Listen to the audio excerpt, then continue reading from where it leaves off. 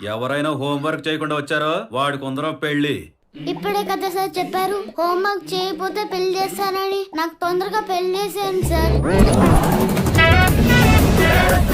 ఏంటండి ఇది? ఒక సెంపుకి ఎంత మందా? ఇది నాకు ఒక్కడికే రా. రే ఇంకెంత గిత్త వండిరా. మాయా కందిపప్పు రేట్ బాగా పెరిగిపోయింది మాయా. ఒక్కొక్క గింజ పోయినా సరే రూపాయి పోతూ. నీ మనోడికి ఆ పిసనాలతనం కొంచెం తగ్గించుకోమని చెప్పు, లేకపోతే జీవితంలో పెళ్ళి అవ్వదు.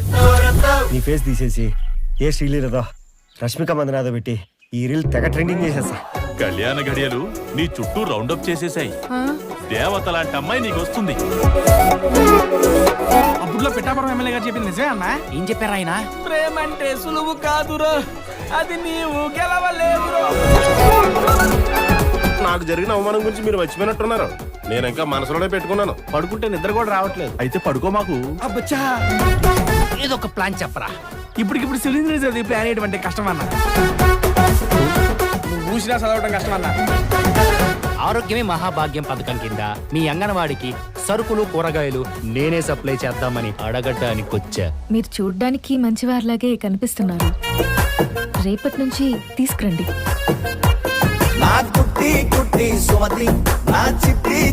సుమతి గారు మీరంటే నాకు చాలా ఇష్టం.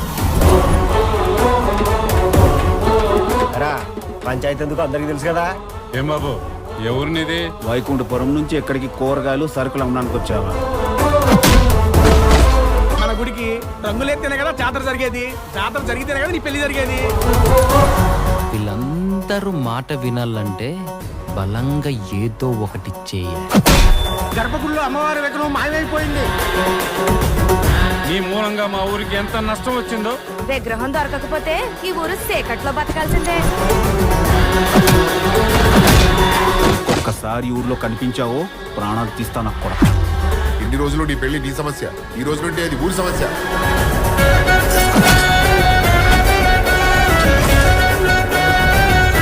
మీరు మత్తిలో ఉన్న పోలీసు వాళ్ళు కాదు కదా. అమ్మవారి విగ్రహం దొరకలేదు కదా. ఇక్కడ ఇంకో 2 రోజుల్లో మా అన్నం బలి ఇచ్చేస్తారు.